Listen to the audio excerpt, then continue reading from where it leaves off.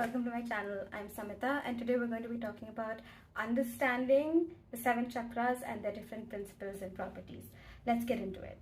The 7 chakras are energy centers in our causal or energy body.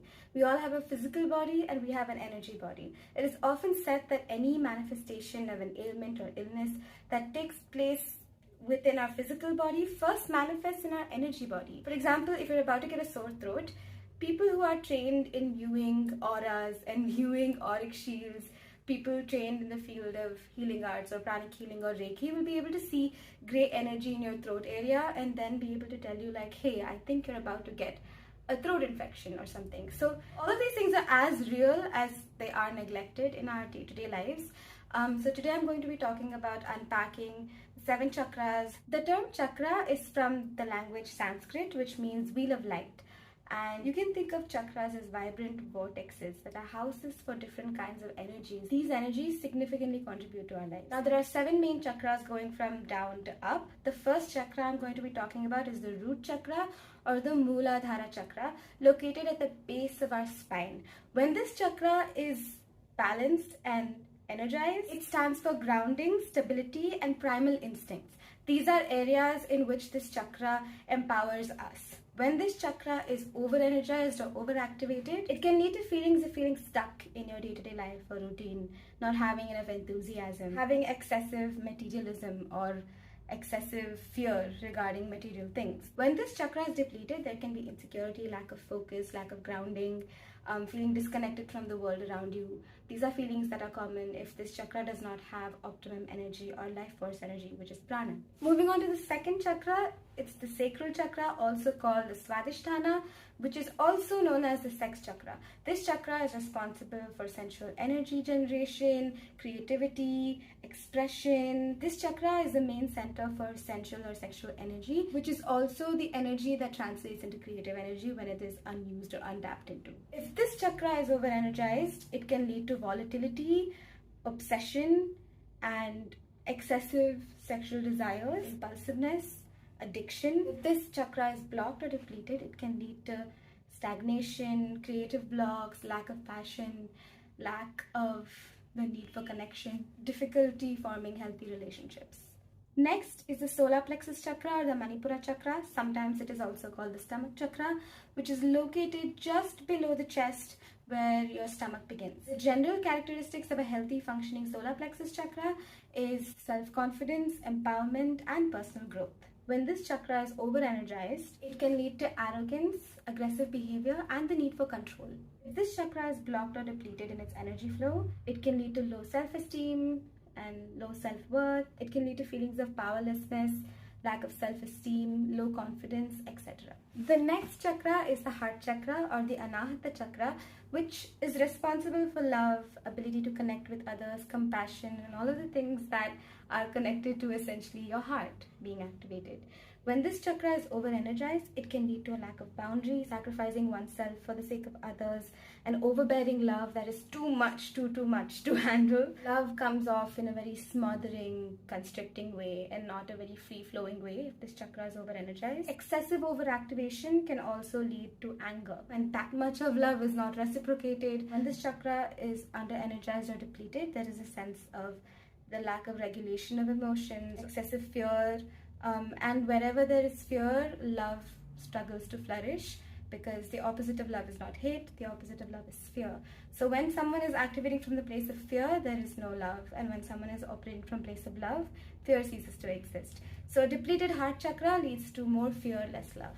Then we have the Vishuddhi chakra or the throat chakra, which is responsible for owning your truth, communication, speaking up for yourself. Vishuddhi essentially means clearing of poison. The deeper meanings and connotations behind why these chakras were named the way they were is something I would love to get into in future videos, telling you why this chakra is called Vishuddhi, why it means cleansing and clearing of poison. But yeah, essentially it's clear communication and removing obstacles when it comes to allowing yourself to express and put out things. So when you feel sadness, you feel it over here a lot because sadness collects in the Vishuddhi, and the only way to put it out is to cry or express or tell people how we feel.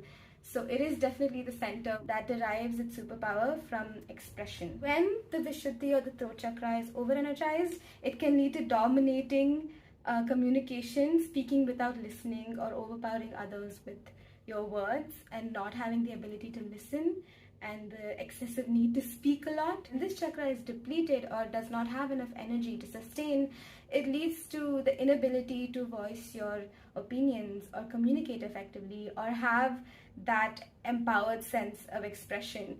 It prevents people from expressing themselves and releasing a lot of sadness or whatever is pent up in this chakra. So it prevents healthy release through expression and communication if this chakra is not energized enough and is depleted. This leads to the fear of speaking up, feelings of being unheard and not understood. All of this comes from the chakra not being strong enough. The next chakra is the forehead chakra or the third eye chakra, also called the Ajna chakra in Sanskrit. The Ajna chakra is responsible for awareness, alertness, attentiveness. It is also the center for intuition, insight, the aha moment, eureka, and spiritual wisdom. When this chakra is over-energized, there is a sense of detachment from reality, a tendency towards escapism, and not being able to see clearly, the inability to give something your full alertness and awareness and attentiveness, because your awareness keeps shifting from one thing to another because of how much energy is there. If this chakra is blocked or depleted, there is a sense of lack of clarity, lack of inner wisdom, lack of the ability to trust one's inner guidance and intuition. This chakra being depleted takes away from your ability to be mentally present as well. In a different way, because you do not have the energy to be mentally present. When it's over-energized, the presence is like jumping from one thing to another thing, but when it's under-energized, you do not even have the energy or capability or capacity to be mentally aware and present. Lack of awareness, the lack of intuition, lack of that sixth sense comes from an underactive third eye. The seventh and the final chakra is the crown chakra, which is also called the Sahasraha chakra in Sanskrit. It is responsible for divine connection to the beyond, beyond the human body, beyond the causal or energy body, connection to the universe, to the divine, basically. This chakra really reflects on someone's connection to the astral or spiritual realm. It is the chakra that is responsible for being the bridge between us and beyond us. It is also the chakra that's responsible for enlightenment. This chakra being overactive is not really a possibility, solely because if it was, we wouldn't be able to be contained in the physical body. This chakra being depleted or underactive leads to spiritual disconnection, a feeling of lack of purpose, lack of connection to abundance or the divine, the universe. Can also lead to closed-mindedness, skepticism. So each of these chakras are fueled by energy, spiritual energy, prana or life force energy, which is something that is cultivated and gained through spiritual practices like meditation, pranayama, yoga, and spending time in nature, expanding the mind. Having those processes as a part of your daily routine can really energize all the chakras. However, a trained professional in fields like pranic healing or Reiki will be able to tell you if your chakras are in alignment, or if there's one that's out of balance, or if there's one that's over-energized or depleted. But you too will feel certain things which will tell you intuitively that something is off with my balance, and you can look for that in actual tangible indications. For example, a lack of self-worth, self-esteem comes from a depleted solar plexus. So maybe look for music that appeals to the solar plexus. There is a frequency for each of these chakras, which is beautiful.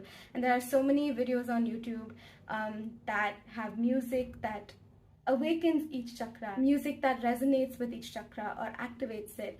Meditating on these frequencies or these tracks can really help you connect to that chakra and solve issues related to that chakra. So this is an interesting video to jump into. I'm excited to make more videos on such spiritual concepts. Thank you for watching this video. Do give it a thumbs up and hit the subscribe button and the bell icon, and I will see you next time. Bye!